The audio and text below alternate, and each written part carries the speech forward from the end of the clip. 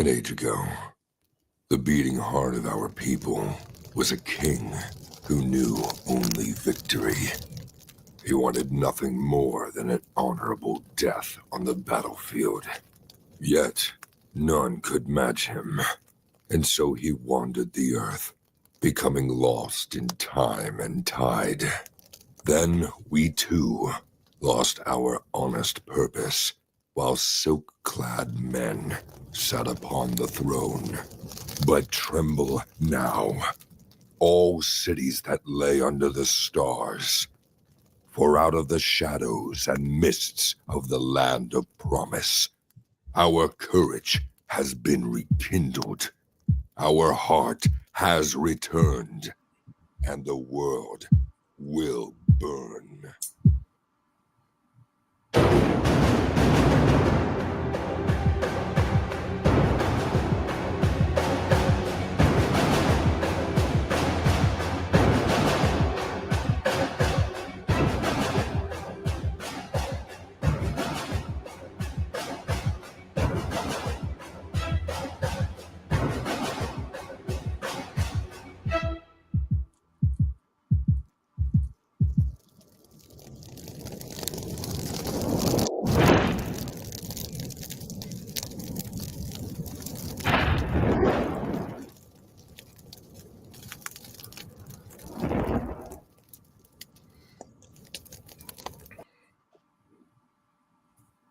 Hey, how you doing? This is John, and welcome to Comicbook Team Up, the weekly show that alternates on my channel and RJ's channel, and we sometimes have a guest. And this week we have a great guest, Jon Dexter. How you doing, John? Cool. Good. How you doing? Thanks for carving out some time in your busy schedule for me. This kind of a last-minute interview. So as we was talking before we went live, I was scolding John for making me wait on Dime Store Detective while he goes and does something else, like makes another comic book. Because Dime Store Detective, I was hooked. I was late to the party. I got all of the issues. I forget if it's 3 or 4, and I just read them as if it was one comic, one after the other. And I want to know what's going on. It's. I feel like waiting that season at the end of Twin Peaks to find out who killed Laura Palmer. Remember, the whole country. Oh yeah. To find out about poor Laura Palmer. That's how I feel now. Well, that's great. I really appreciate the positive reviews, and I'm still waiting for the video you said you were going to do. I promised. Oh, I'm sorry. I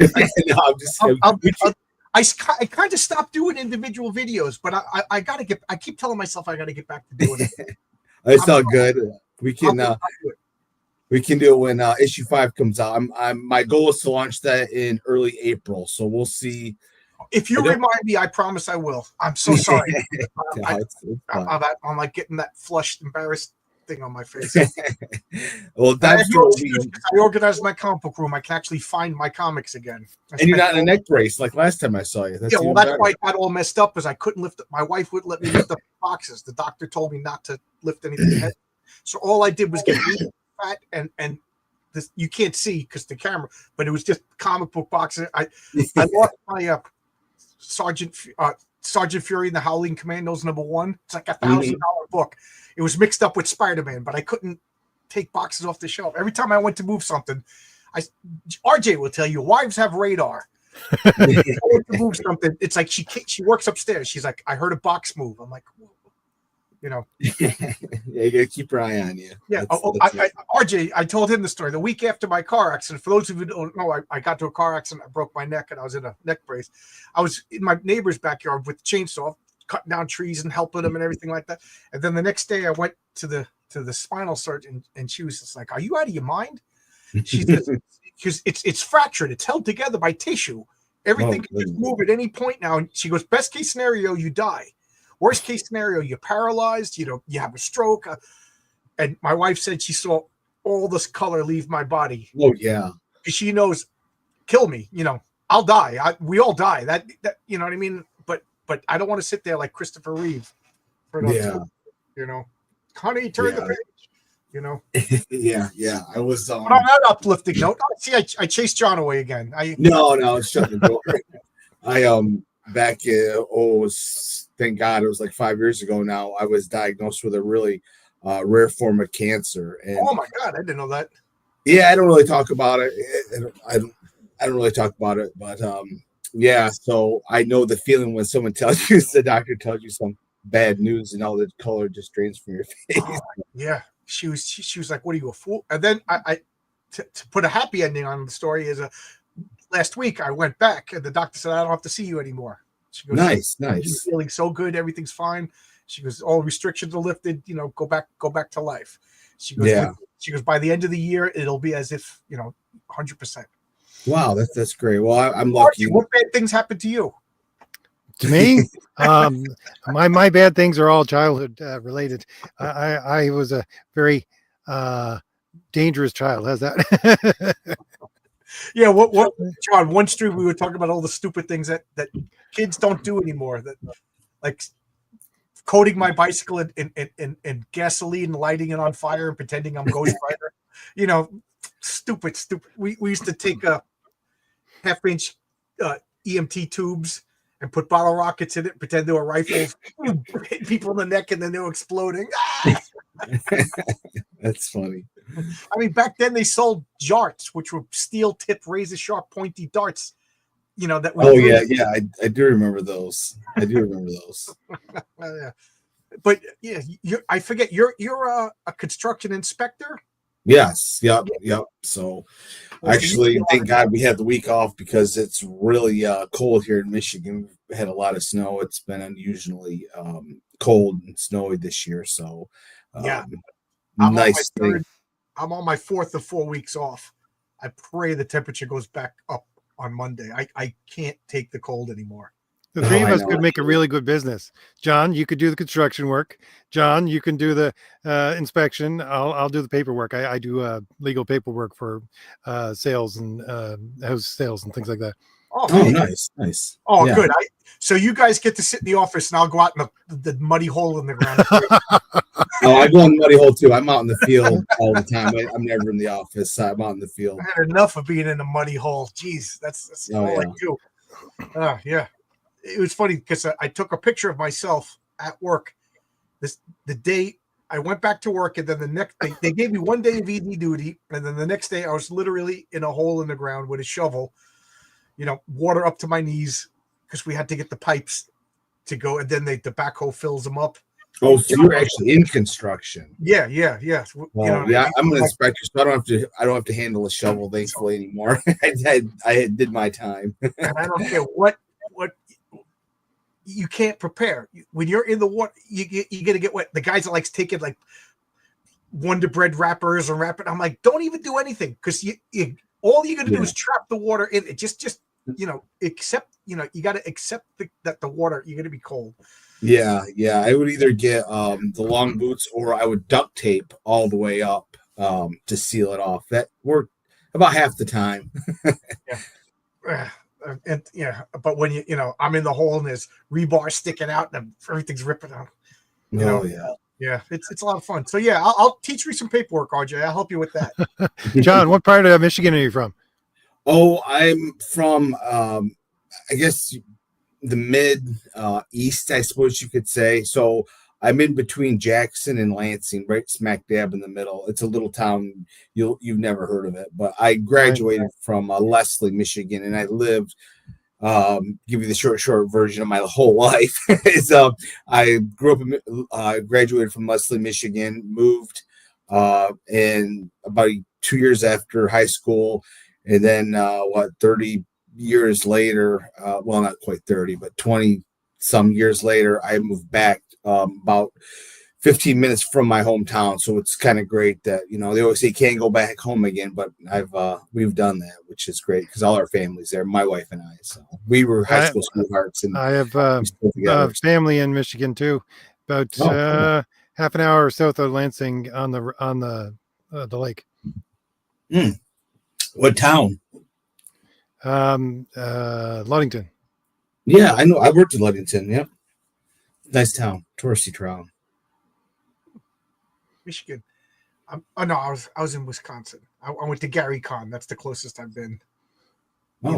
In Geneva, Lake Geneva, Wisconsin, where Gary Gygax lived. So, okay. in the middle of the winter, we went to a hotel that was like snowed in and played Dungeons and Dragons with strangers for like 7 days. I felt like the guy from The Shining. I just wanted to kill everybody. You know, Oh, that'd be horrible. That would be horrible. Oh my god, I want to kill myself. So John, I was just going to say, tell me about Dime Store Detective because I don't know this book. Okay. Yeah. So Dime Store Detective is this supernatural crime mystery. Here's one of the issues. Actually, this is probably my favorite Dime Store Detective cover that I made into a poster for selling it. But it goes back and forth from the past to 1982 when the detective is a 8-year-old raised by moonshiners, and his family is embroiled in this turf war with the Dixie Mafia. They were actually a real gang. Think New York Mafia, but of the South. The story takes place in North Georgia, in Athens, Georgia, and in the present, the detective is on hunt for a serial killer. And then we, throughout the series, flash back to when the detective is 8 years old, and at the center of the story is this evil entity that the detective's father and uncle inadvertently released out of a cave in the Appalachian Mountains that's been trapped for hundreds of years by the Cherokee. And the entity ends up possessing the detective's uncle back in 1982. And then the evil entity returns in the present. The detective has to try to make the connection of the serial killer. There's a cult in there, a sex cult in there, a la, Epstein, I guess you could call it, and this evil entity. And it's a real fun supernatural mystery. As John said, it's a really great story. It's actually going to be published once it becomes a graphic novel. I think Source Point Press, who's publishing my Alpha Dogs graphic novel, will be publishing Dime Store Detective when it becomes a graphic novel. So it's really exciting. I can't tell you when that's going to be yet, but yeah. So you can look at the reviews for any of my comics online. I just posted one 4 days ago. Someone that had read Dime Store Detective that never read it before, read all 4 issues, loved it, and so it's great. Same thing I said. Don't stop with the Alpha Dogs. Finish this time. But Alpha Dogs is great too. Yeah, Alpha I'm sure Dogs it is. It just shows you how excited we are to read Dime Store Detective. Yeah, I've had people ask about space cruising too, and it's like I probably shouldn't have even done space cruising because I'm trying to work through these issues. Because Dime Store Detective will be 9 when it's all said and done. Do you have inspiration for Dime Store Detective? I know I got the guy working on my cover for Fade to Blue right now. I told him go and look at posters for what the heck was it? The Night Stalker. If you remember that. Okay. Yeah. That's cool. So do you basically, with your covers, do you have the artist kind of come up with them and give them some guidelines, or? No. Well, usually I come up with them and then I give them references. Most of my artists work off of, I want as much reference as possible. So although I'll tell you, you know what my references are? This is how bad I'm a drawer. This is my cover for a future Dime Store Detective. So yeah, there's nobody with bad art skills as I do. So yeah, it's really sad, but I'm actually a cool cover. I'm actually collecting all my sketches, and somewhere down the line, I want to make like an art project of like all Renzo and Oscar and all the guys I'm working on, and then just like, this is what started it, and this is what they turned it into, because my art is on par with yours. Well, in the trade paperback of Alpha Dogs, which collects issues 1 through 4, people can get it on Simon & Schuster. They can get it on Amazon right now. It's the debut of the in-store is February 25th, and if anybody's in mid-Michigan on February 26th, I'll be at Schuler Books in Okemos for the release of the graphic novel. So it's really exciting I don't know who's going to show up, but it's exciting for me because I've never done a bookstore signing for a release. Yeah, it's a book. Yeah, I want to do one, but at the same time, I don't want to do one. Yeah, nobody shows up.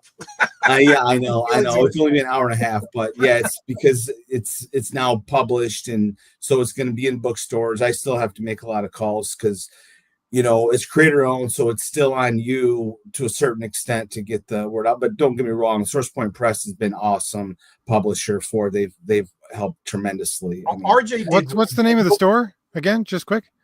Schuler Books. It's in Okemos, Michigan, and it's February 26th from 6:30 to 8. I'll be doing the signing for the in-store release of Alpha Dog's graphic novel. And anyway, what I was getting to was that at the back of the graphic novel, they have a few of my sketches.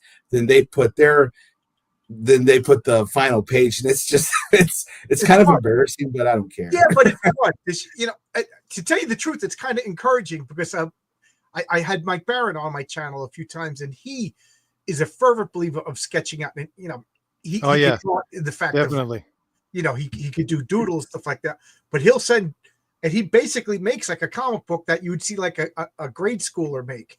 You'll have a Nexus over here saying this with the word balloon, and then he sends that to the artist, and the artist just uses that as a storyboard and turns it into professional art. So it was kind of encouraging to see that. Yeah, I mean, I'll do that. I don't do it as much as I used to. I hopefully the script kind of helps lay it out. I don't sketch too much unless it's something really important that I need to be shown, because I kind of like to have the artist's interpretation of the page. I just think if it's just you sketching out the whole comic, well, you're kind of pigeonholing the comic. In my opinion, it's just my opinion. And I think it should be more of a collaborative effort when they take your script, and they're reading what you're describing and do their interpretation. I mean, I do sketch out if it's important some point to get across, but I try to leave it more of a collaboration with a comic. Yeah, I'll sketch like the superhero symbols, and like coming up, there's a magic glyph that I'm drawing to show, things like that. Yeah. For the most part, Renzo doesn't need me to show him how to draw a guy in action, But and as a side, RJ did an in-store signing, but nobody knew what he looked like, so nobody got a book sign. He just wandered around. They thought he was a customer. Hey, I get it. Yeah, we'll see what happens. I'm big on drawing out maps and layouts for basically like buildings and things like that when I give them to my artists. Sometimes when it's a complex scene, that's what I do for them. Yeah, that makes sense. It's something complex, something that is, important to get across on the page. So I'm going to bring up your campaign over here on Kickstarter. Sounds good. That's Alpha Dogs. Can I play your trailer? Yeah, the trailer is awesome. Okay, let's give it a look. Let me make this big. There we go, and I'll hit that.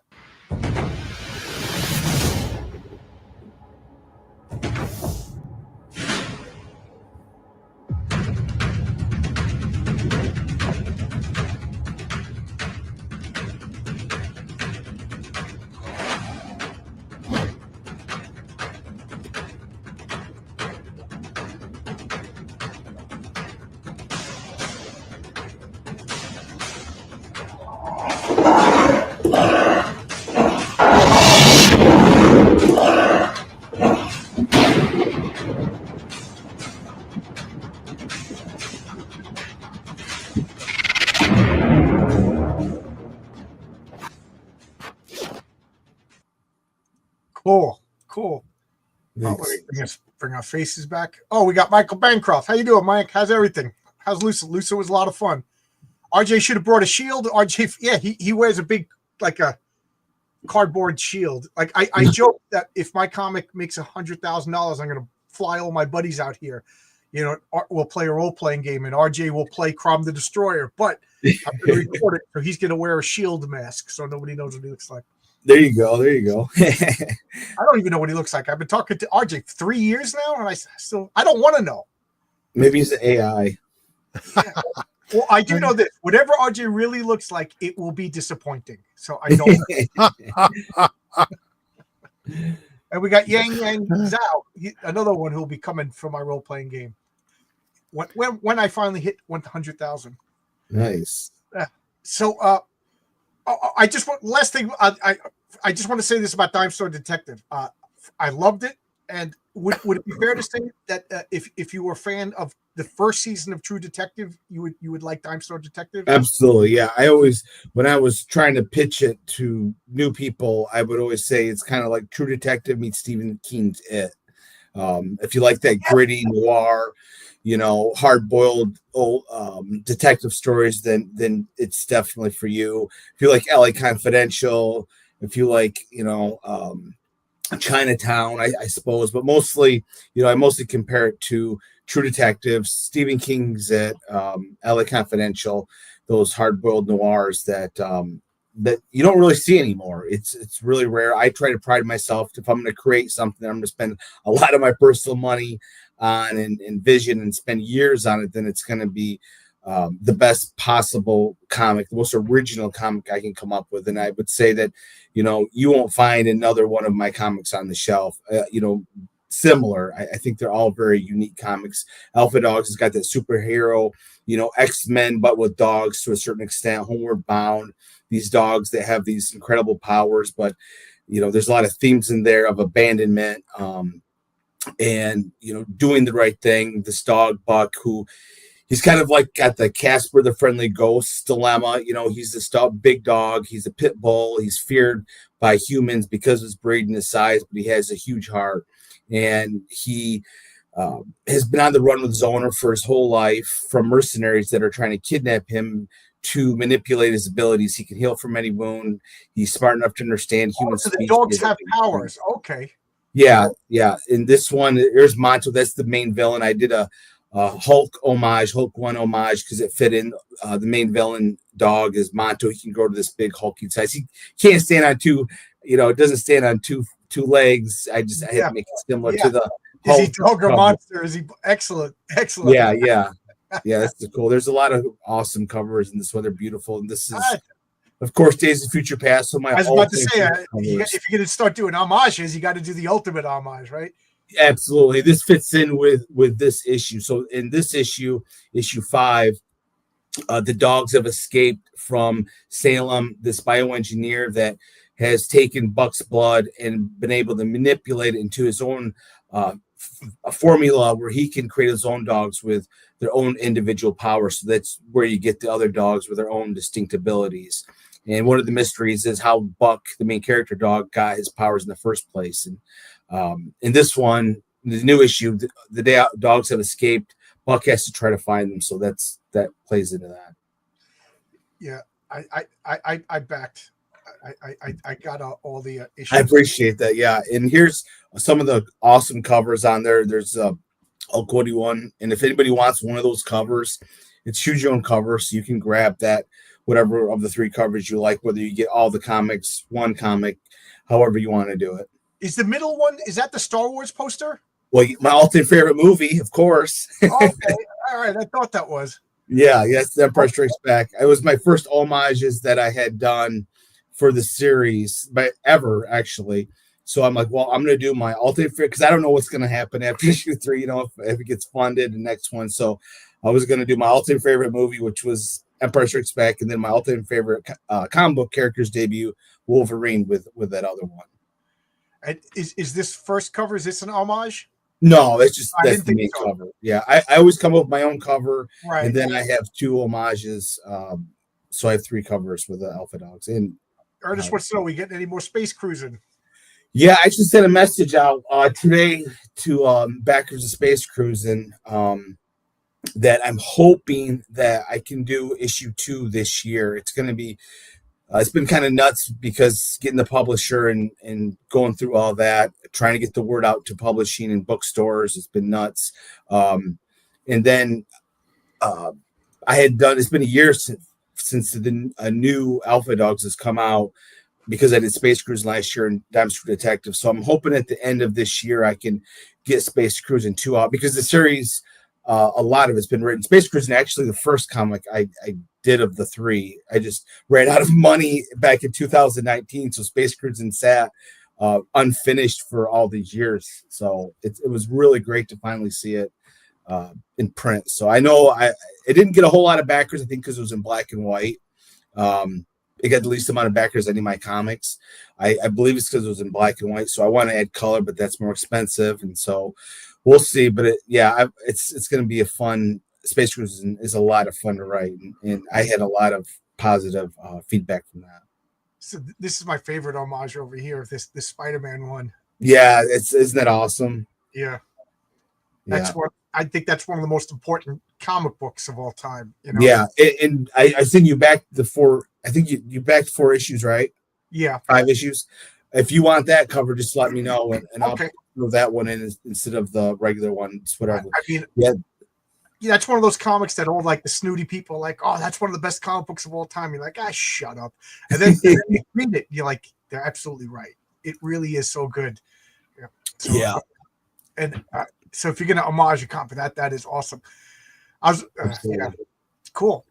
I still got to do the Todd McFarlane Spider-Man one for that's coming soon because and you got to somehow do the Wolverine reflecting Hulk's face in the claws. That's yes. I wanted that'll be coming out eventually. I'm gonna have Buck's claws with Monto's reflection in there. There you go. It's coming. Yeah. So obviously you're an old school comic book. Oh yeah, big time. I'm a big Claremont. I've read almost all of Claremont's 80s and early 90s up until the Onslaught came out, and then they lost me. So yeah. That was RJ's favorite period, right? Not quite, but yeah. Oh, so let me ask you then. RJ and I talk so much, we know each other's comic book tastes, and I think I know your answer. But before we went live, we were talking about my comic. Sorry to keep bringing up my comic, and you said that Rex from Devil Flyer Momentum liked my comic, and I say thank you so much because Rex and I are the same era of comic collecting, and if he didn't like my comic, man, I would have just shut everything down. So what is your era of comics? Like me, RJ, is it safe to say you're an 80s guy also, right? Oh yeah, definitely. Yeah. So my era of comics, it's a tough one because I at first when I was a teenager, so I got into comics big time with Fox Kids X-Men cartoon. I mean I was obsessed with it. So I went back and used my paper route money to get back issues of anything with Wolverine and Sabretooth. I was buying it. So my favorite run would be Claremont's early 80s to just about basically X-Men issue, I'm going to say issue 7, him and Jim Lee when they did the new one. So my favorite X-Men storyline would be X-Men 1 through whatever was the last one with Omega Red. I can't remember if that was issue 6 or 7. So what was that, like 90? I can't remember the exact. I'm going to say I think X-Men 1 came out in 92. Somehow that just maybe it was 91. Wow. It was 91 or 92. It seems like yesterday, and we're talking. Oh yeah, that's all everybody talked about was it being the biggest selling comic book, and then Superman. Yes, it was. It was so big. Yeah. So because right now, are you? Do you feel like it's because all the crowdfunding stuff with first off, I think fantasy is the hot genre, and of course I'm doing superheroes, and it seems like 90s image style comics are all the rage, and of course I'm doing superheroes from the 80s. Do you feel like RJ? Do you two guys feel like we have like an hurdle we have to jump over to get our comics? Well, RJ, you're doing fantasy. That's the hot topic right now. Yeah, well, the fantasy didn't sell very well compared to my superhero stuff. But a lot of people, when they read Thomas Valley #1, they were saying, "Yeah, now I get why you keep on talking about 80s comics. If this is what an 80s comic is like, right?" Yeah. Oh my God, yes. And Mark Miller, I keep saying Mark Millar, but Mark Miller tweeted on Twitter yesterday that he never read the John Byrne Fantastic Four run, and he bought it at a store.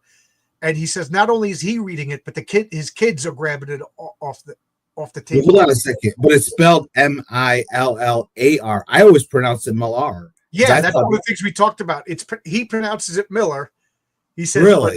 He goes, but everybody in America says Millar. He goes, but I don't really care, He goes, I'm not going to correct people, but it's pronounced Miller. And it's funny because every time I see Millar, my wife corrects me. He goes, because cat's out of the bag. He wants to come back on my channel, and I think we're going to talk about that Fantastic Four run. So I got to make sure I pronounce the guy's name right. Well, that's a great get, man. John Miller, man. Now I'm not. Now I just feel like I'm talking about a different person. Say Miller. Yeah, his ultimate run is what got me back into comics in the early 2000s. Yeah, they're exciting comics. Yeah. Now because I'm years behind on his comics. I just read Kick-Ass 3 last night, which was freaking excellent. I stayed up till I've always he's kind of I don't want to say hit and miss for me, but he's got some great ones in there and some ones I personally just didn't connect to. But for the most part, I would put him in my top easily. I would say top 10 of all-time favorite comic writers. I'll say right now, he's one of the only writers that I think is drumming up excitement. Yeah, in the mainstream press. So but I mean, it's not like he's writing Alpha Dogs or anything like that. Now let me ask you this: we also talked about Renee from Fiendish earlier before we went live, and she was on my channel, and in one of her, I think it's issue 1, an animal dies. They're in a fantasy world, and a horrible fantasy monster attacks them, and they kill them. But it's basically like a giant cat. And she goes, "John, let me tell you, never kill an animal. I still get hate mail from that." Oh yeah, I mean, I'll tell you, if you kill any of those dogs, even a bad dog, Oh yeah. I've got so much crap over alpha dogs with Buck getting shot. Well, but I say he heals. Buck can heal from the wound. They didn't care. They were. I turned a lot of people off actually inadvertently because he gets shot. But he heals. Almost instantly. The bullets pop out. That's how I explain his power. I'm a big proponent of show don't tell. So you see him in the beginning, the bullets popping out. But it didn't matter. People, they were. I'm sick of my campaign. Issue 5 is a boy and his dog story, and that's all I'm saying.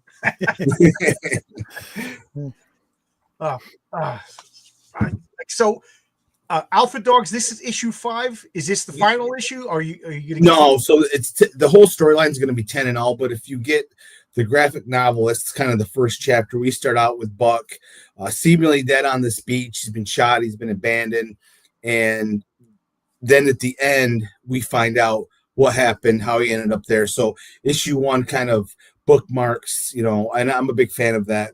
Starting where you begin, and that's how Alpha Dogs 1 through 4. Comes about, and then with this new issue 5 that's out on Kickstarter right now, it's a new chapter and it's a lot of fun. But here you can get all of my comics I've done for only $40 digitally. That's that's well over 200 and probably well over 200 pages of comics for only $40 digital. You get 1 through 4 of Alpha Dogs. 1 through 4 of Dime Store Detective, 1 through 5 of Alpha Dogs, and Space Cruise issue 1, which is a lot of fun too. It's a buddy sci-fi comedy that's out right now, and people, like I said, people have really enjoyed it. It's these 3 outcasts: a human, this enhanced human Bushido warrior, an alien who loves American culture, and this obsolete android. Come together and try to find earthly artifacts. I do have this. I read it, but I thought somebody else wrote it. I got the creators mixed up. Yeah, this was good. Yeah, thanks. Yeah. Time Store Detective. I'm sorry. Again, I embarrassed myself, but I did. No, I thought you backed it, John. I just couldn't remember. I thought, well, maybe you just didn't like it. I think it's because I associate you so much with that film noir Dime Store Detective that I forgot that you did that sci-fi. Yeah. Yeah, this was good. I'm all kidding aside. You are a phenomenal writer, and I could not put your books down. I appreciate totally intrigued. I didn't read Alpha Dogs yet, obviously, but I was totally intrigued by Dime Store Detective. I to the point where I was just like, all right, bring on issue 6. Where's the next? Yeah. Well, thank you. I appreciate it. Yeah, and I just tell people if they're kind of on the fence, only 2 to 5% of comic books actually get publisher. So the fact that Alpha Dogs was able to attain a publisher, I think, speaks for the quality of the work. The artwork is amazing. Fernando Malik, he does the artwork, and we'll see here down through the page of the interior pages, and it's it's a really compelling story. If you like Lost, if you're a fan of I hate to say Homeward Bound or Incredible Journey, because it's very, it's not hokey, even though the dogs communicate by talking to each other. it's very grounded, and you can keep that suspension of disbelief. It's Ask Ernest. I see he's on the chat. He had just read all my stuff here recently, and he really enjoyed Alpha Dogs. There's two other comics about talking dogs. One of them is We Three by Grant Morrison. Yes, if you like We Three, then you would like that. Yeah, that's a good analogy to get a box of Kleenex with you with that. That is the saddest comic. Oh, isn't it? I'm trying to read Morrison's Invisibles, and man, I'm having a hell of a time trying to get to that book.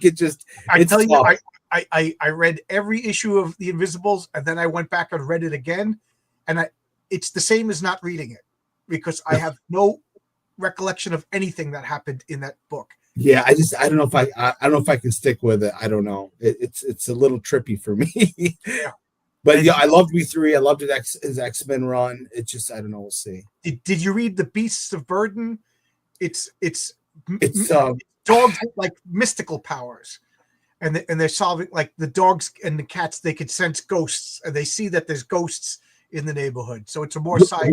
Is that Grant Morrison too? No, that's going to drive me nuts. Evan Dworkin. Isn't it a newer series? It still comes out. Okay, I've heard of it. I've tried to pick up any dog book out because I'm like, what the hell? I did Alpha Dogs, and now there's all these dog comics coming out. I need to look at these if they're ripping me off. But I think it probably has more to do with the success of Stray Dogs than anything. Stray Dogs was such a huge hit. And I was fortunate enough that Alpha Dogs came out about the same time, about 6 months after Stray Dogs. So that helped me. And Trish Forstner, the amazing artist of Stray Dogs, of Feral, she did sketch covers for the campaign for issues 2 and 3. Yeah, they're amazing. And I, of course, was high to buy them for myself. So I own 2 of the sketch covers that she did for the campaign. I'll try to show you here. So yeah, I see there's a superhero dog book out now by Image that is a little annoying. It's much different than Alpha Dogs, but I had submitted to them many years ago with Alpha Dogs. But this is the sketch cover Trish Forstner of Stray Dogs did. Oh, that looks beautiful. It's beautiful. It's awesome. That's one that I will never, ever, ever sell. That is so cool. Yeah, that's one of my most prized possessions. That and I have the original pages from Alpha Dogs Dime Store Detective issue 1 was hand drawn, and half of issue 2 was hand drawn. The rest was all digital. So I only have a few of those. So I'm gonna offer some of the original artwork from Dime Store Detective on issue 5, and I don't know. I'm probably only gonna sell a few of them because I want to hold on to those. I just laugh at Zekta and Heroic Tales. That's my comic. Yeah. With the pup tree arc instead of the patriarch. There you go. That would be funny to make like a goofy cartoon, about it or something like that. Ernest says he ordered Alpha Dogs with the Dime Store Detective campaign. Was blown away by how great it was. Yeah, I don't know. I didn't get Alpha Dogs, but I got Space Cruisers and Dime Store Detective. Yeah, and again, I really, really enjoyed them. Really enjoyed them. Thank you. I appreciate it. And it was an uplifting movie about the happy adventures of a boy in the store. What's not to love about it? Yeah, there you go. Oh my gosh. I think that and where the Redford grows, I think I couldn't watch, probably would still bawl after all these years. And you know what's a great happy Easter movie is Watership Downs. Just get your family. Yeah.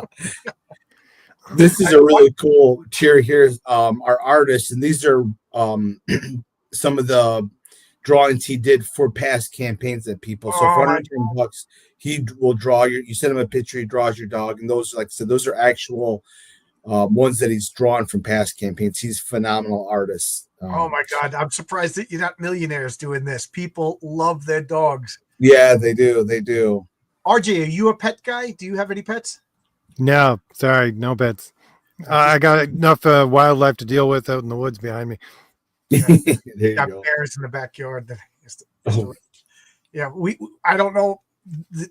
All the feral cats in my neighborhood recognize a sucker. My wife gives them names. Lately, now she's naming after the apostles. I think we're up to Zebediah. I mean, knock it off. Have you seen the video of that black guy that does the white women are crazy? He shows all these women going up to these wild animals and talking to them. Have you ever seen that guy? No, but that's my wife. That's it's hilarious.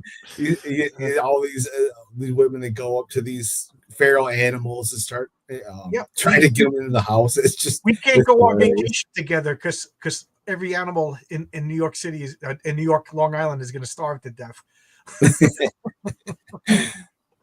Yep, the bunnies are cute and they're always making replacements. Yeah, That's true.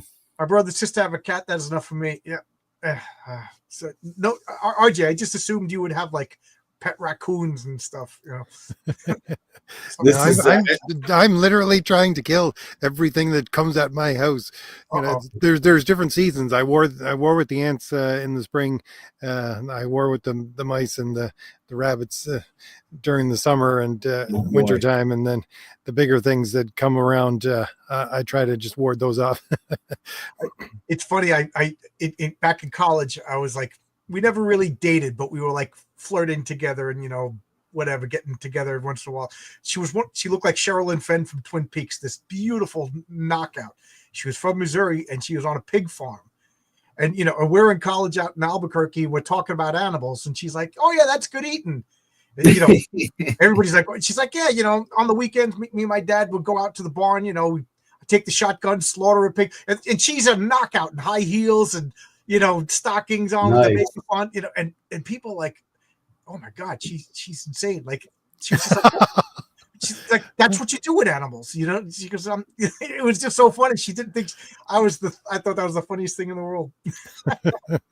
Yeah, I'm RJ just killing raccoons, eating them. Like, that's hilarious. Now you wear a Davy Crockett hat in my mind. There you go. So anyway, we don't kill any of the alpha dogs. We treat them like beloved pets because yes, they're nice. But look at these pictures, man. These are gorgeous. Yeah, they're great. He did a great job. So if you want your dog immortalized in actually cheap for the most point, you know, drawing, he colors it and everything. You should get this tier. Now I got to ask: is there a supervillain cat in Alpha Dogs? No cats yet, but that comes in the future. A cat will make. I don't want to give too much away, but yeah, there'll be a cat, not super powered cat, but a cat that annoys the hell out of our main character Buck in the future. Well, that's what they do. That's what cats. Yes, we have a cat that is a pain. I like this. So I scrolled past it and I wanted to mention it, but where is it? So $100 you can get everything. Yes, yeah. So it's. I try to make it as cheap as I could to get as many people in to the comics. So you get the graphic novel, which is 1 through 4, plus a bonus story that's in there, and then you get 1 through 4 of Alpha Dogs. I'm sorry, 1 through 4 of Dimes for Detective. Then the issue that we have so far out of Space Cruising. There you go. You can see my pledge. There's my selection. Yeah, I appreciate that. Yeah. I was just saying to Adam Reeves, just earlier, he's doing a Kickstarter for a comic called Trombone Man, which is another wonderful comic. It's about Jamaican ska, you know, and Cool. it's historical. So just two of my obsessions, comics and music, got mixed together. And I said, you know, every time I said, isn't it supposed to be the other way around? Like with ad revenue, I'm supposed to make money every week, but every week having guests costs me money because I got their books. I'm back in their comics, but he's selling a record. I bought his record. Every time I talk to somebody. Nice. Yeah. Sucker. You come on my channel, you get one sale at least. And that's all the covers. You can get all the covers available for Alpha Dogs in there. And there's the interior. That's page 1 of Alpha Dogs. Oh, okay, so that's the interior art. So it's not bait and switch. That's great. That's great. Yeah. No, that's the actual interior page. That's page 1. He's getting chased by some police officers. Was into the events of issue 4. Traditional Marvel style. Start with a splash page. Yeah, absolutely. I almost always start with the splash page. I think it's important.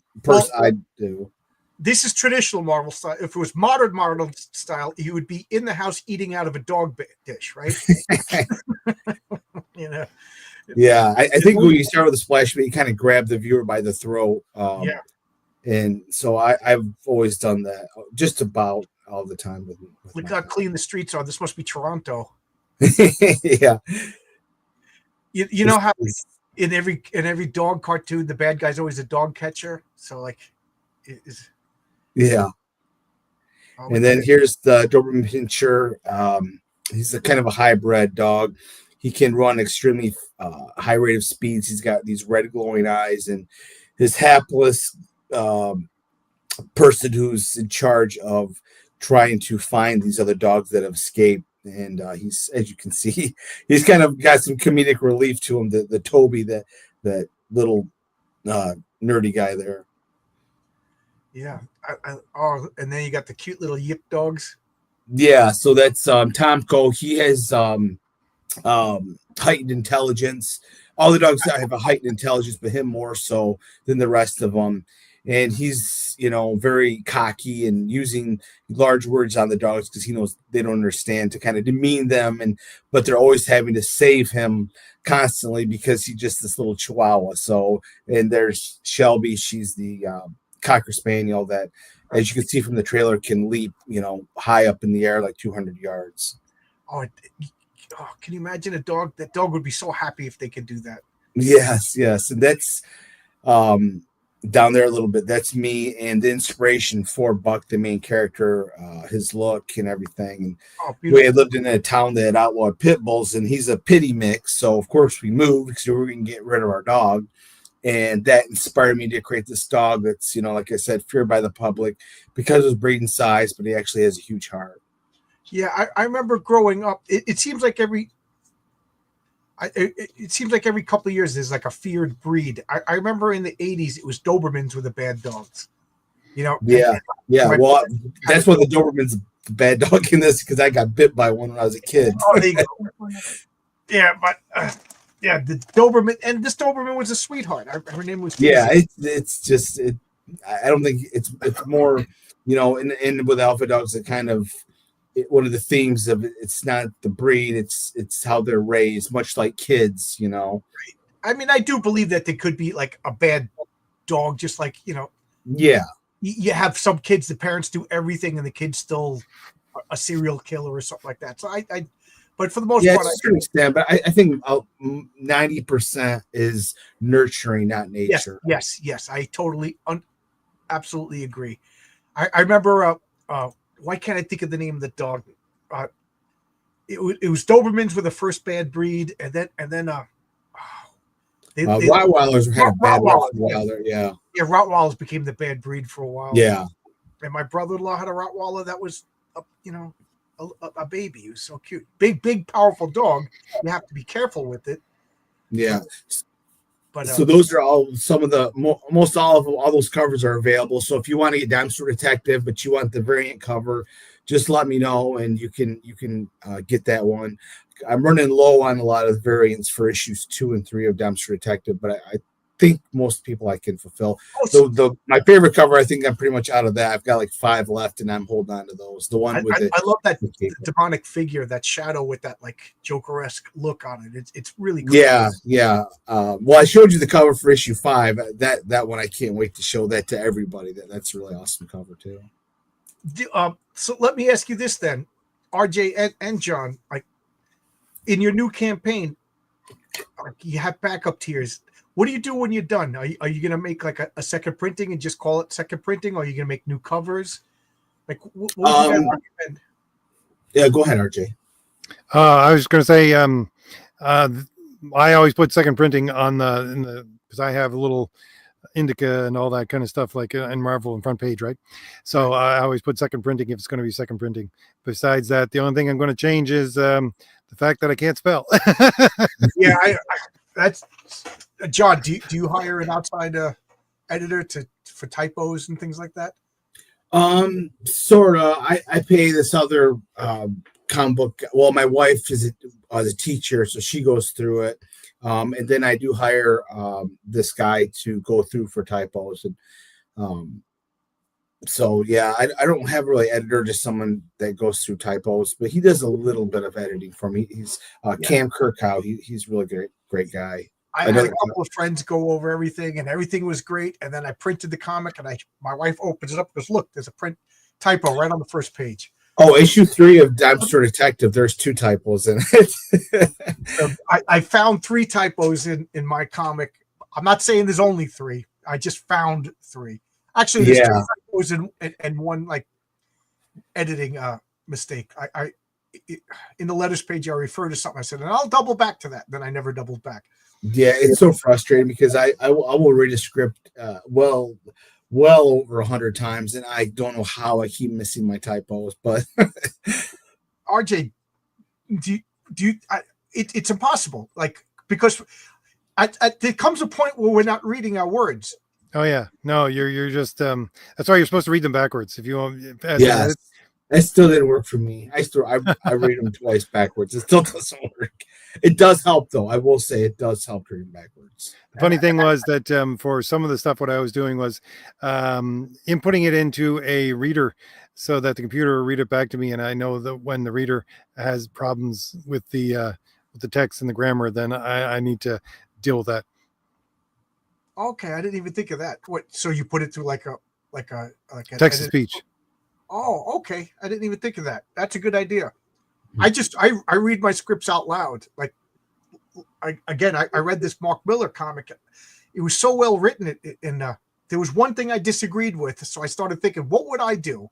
And then I started writing down notes, and I started writing an issue of my comic that I didn't need to start writing that issue. And I was up till 6 o'clock in the morning, and I was standing up and reading the dialogue out loud and things like that, because a couple of people criticized that my dialogue was a little stiff, So yeah, it's the toughest one is the dialogue. Yeah. Actually, I love writing dialogue. If I ever get stuck, I just write dialogue. I write pages and pages of dialogue, and then I see if I can fit it into how many pages I got. Oh, jeez. So that's Mike Barron told me, he goes, I give myself 500 words a comic. And then, if I exceed, Mike is very laconic though. Yeah. So I was thinking about that. And of course, I'm not going to correct Mike Barron. Who am I to say anything? But do you guys think of that? Like, the less words is like, I can understand overabundance. Like, I'm not Chris Claremont. I'm not going to fill every page with dialogue and writing. I'll bring up your campaign in a minute. But like, I think just setting an arbitrary, I'm only going to put 200 words in this comic. I don't know. Am I wrong or a rookie or an amateur in thinking like that? That's something. That's never come into my mind. Right. But I don't do narration for my comic book. I am a proponent now. However, anybody wants to do their comics, some people are really great at it. But for me, with my comics, I'm more of a show don't tell writer. That's just who I am. And a lot of people are great with narration. I'm not saying anything negative about that. I'm just saying, for me, I don't do narration any more than I absolutely have to. I'm more of a screenwriter. That's where I grew up, is the screenwriting. So I try to let the pages tell the story, but like I said, that's just me. Like last night I was writing the scene. The patriarch has a vault, with money and guns in it. Literally, the guy is, he lives off the grid, and he's not always there. So his family has a weapon cache, So he's taken a government agent down. So they started at the steps, and I couldn't do the next panel. I was like, I have to show them coming out of the steps. You know what I mean? So I had to write like a page of like, not filler dialogue, but like, what would two people be talking about going down this, you know what I mean? Because I thought it would be too jarring to have them looking at the next panel all the way down. I don't know if I'm being clear, but like, how much time do you space in each panel? You know what I mean? Like, if you had the dog at the top of a step, would you show a panel of the dog running down, or the next panel, if he's down the streets, people understand the dog ran down the steps, kind of thing. Yeah, I'm my belief when it comes to writing a scene, and this is kind of an old school anyway screenwriting thing, is come in at the last possible moment. The least possible, the latest you can come into a scene is when you should come into it. So, for an example, I go to your house, I knock on your door, you say, "How's it going?"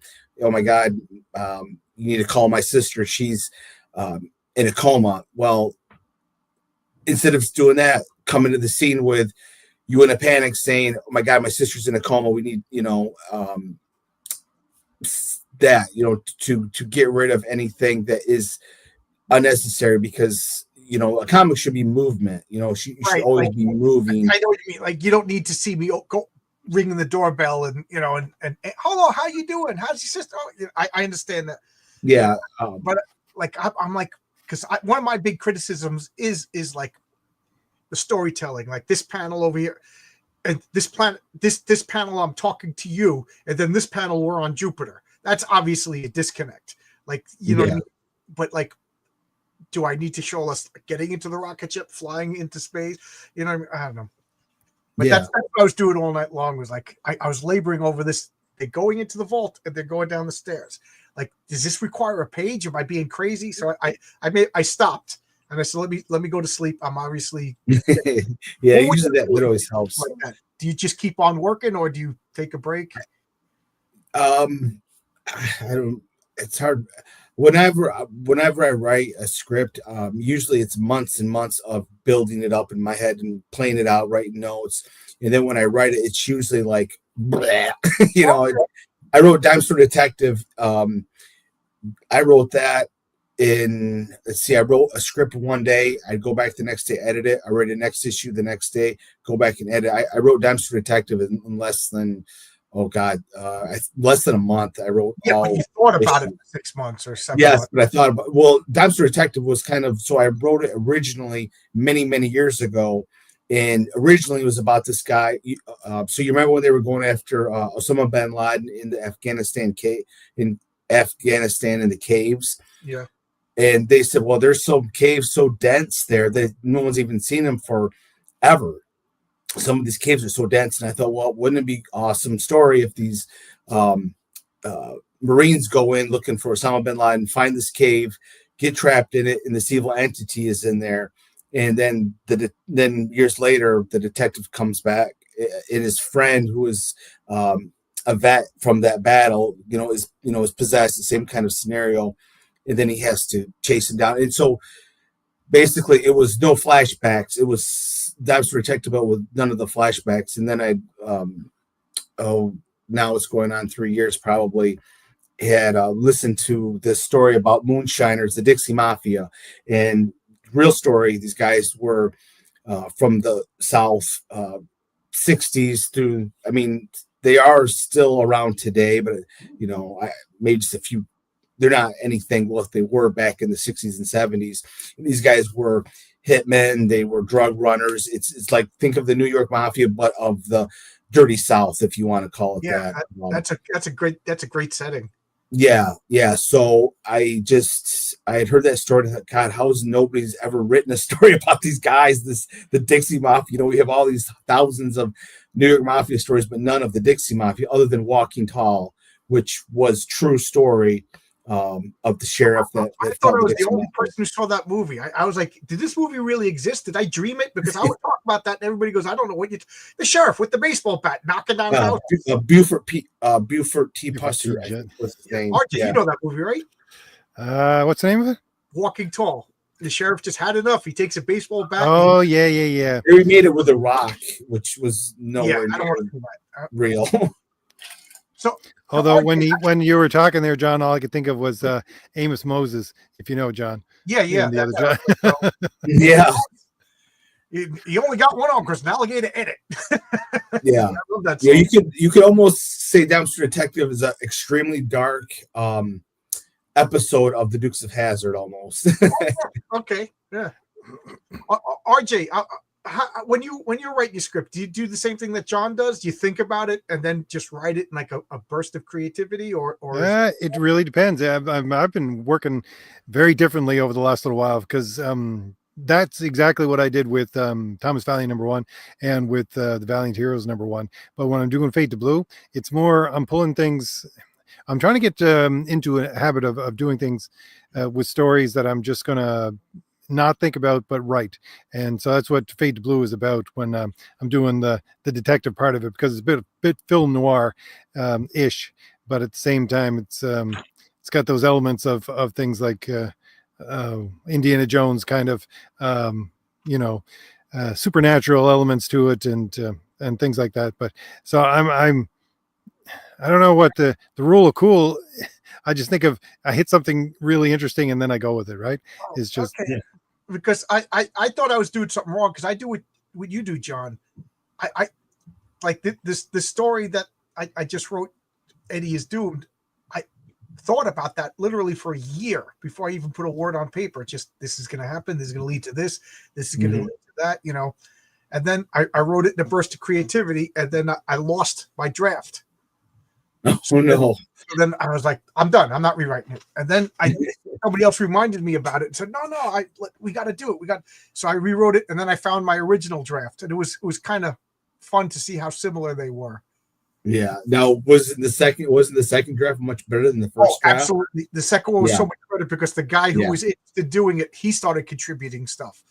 The original draft, the second draft's always better than the first draft. I shouldn't say that. For my experience, first draft was an 11-page script. The second draft was a 30-page script. So yeah. Okay. So this cost me a fortune to make this comic. Oh boy. So we've been talking for an hour. I can't believe an hour went by so fast, and I know already his own thing. So anything you guys want to say that I long-windedly talked too much from? I'll bring up your campaign again. Oh, my mouth. I just want to say that I'm glad to see other people writing the same kind of thing that I want to write, which is the almost film noir, but with supernatural elements in it. Because I think, honestly, I was talking about this just last week, especially with what they're trying to do with D&D and things like that. They're trying to suck the actual enchantment out of magic and all that kind of stuff in Warhammer and all things like that. People need a connection to supernatural element, and I think that people like Michael Bancroft, who was here, is doing that with his dream sequence book and all that kind of stuff. People want to reconnect to something that is bigger than them, and having other people do these kinds of down to earth, but at the same time supernatural based stories is it's nice to see. Yeah, I thought you and John would have a lot in common. Check out your book. Yeah. So. Yeah, I would just say for everybody to check out the campaign. You can see the awesome covers, and I appreciate you having me on again, John. And hopefully we can get some more backers on this thing and get really successful with it. And hopefully with it being published now, that'll help. And you already oh cool! I didn't even realize this. It already funded, so that's good. I mean, it costs a lot more, as you know, to make a comic book, but that's like the least amount that I can sweat. Yeah. By the time my comic is going to the campaign state, I already sunk all the money. It's going to happen, even if I only make $1, because that's $1 recouped. Yeah. So exactly. But you got 11 campaigns. You've always delivered, and your comics are good. So this is really no risk, if you ask me. Yeah. And like I said, it's going to be, because I'm going to be launching Dumpster Detective in April. This is going to be fulfilled. The artwork is 75% of the way done. So my goal is to have it shipped by the time Dumpster Detective launches in early April. So, cool. So, no fears. Two things. Remind me that, and I'll put out a video, because I really wanted to make that video, and then I since the accident, I can't remember anything. That's all good. And then come back and promote your book. Yeah. And if people want to back the Kickstarter but only the funds don't come out of your bank account until after the campaign ends on March 6th. So you can, if you want to back it now and not have to worry about paying until March 6th when the money comes out with Kickstarter. It's got the good and the bad with Kickstarter, because it's great that people can back it now, but then when they pull the funds a day before the campaign, that kind of sucks. Yeah. Are you going to use any other platforms, or is it just Kickstarter? People keep telling me to get on Fund My Comic, and I should do it. I know you had said something. I've had at least half a dozen people really tell me to get on Fund My Comic, so I may do that. I'm done with Indiegogo, but Fund My Comic, I did what? I got it loaded up here. I forget the exact number. I actually got some customer service from Indiegogo, John. Oh my God. Having this last week. Someone contacted me and said, your campaigns look really good. Can we help you in the future? Oh, that's good. That's good. Wow. Yeah, I did an Indiegogo once, and I think I got 5 backers. So I was like, I'm not going to do that. Yeah, I again. had 4 backers on Indiegogo. I'm done. Yeah, I did Yeah. 7,000.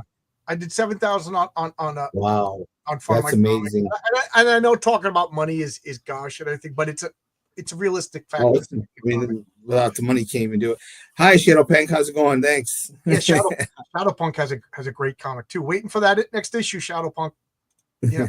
So I would recommend my comic. Luke is a great. I was just talking to Luke today. You know, he's accessible, he's helpful. You know, and I make nothing off of recommended for my comic, but I just Yeah, no, I understand. Now, do they have an audience readership that's kind of built into to it's all help comics. advertise, or is it all you?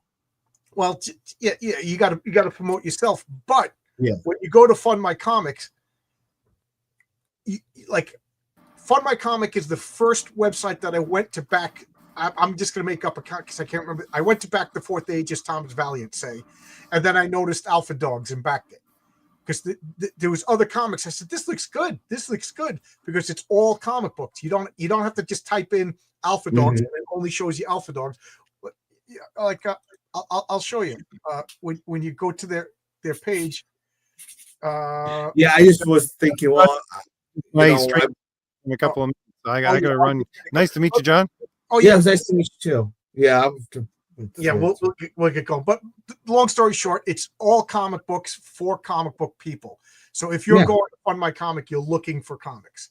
So yeah, I just didn't know if it would be kind of waste of time because I've got all the people through Kickstarter. So, but if they bring people in through Fund My Comic, and help push it the way Kickstarter does, where they alert people, then it would be more worth it. The way I look at it is, you got this store over here, and these people are used to going there. There's nothing wrong with, because if you build your own campaigns, it doesn't cost you anything.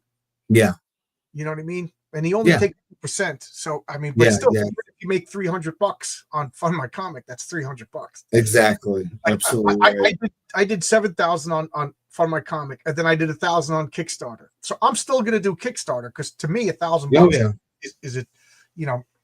That's what it costs to color the whole comic. You know what I mean? So so but the 4 campaign, the 4 backers I got in Indiegogo is not enough for the effort.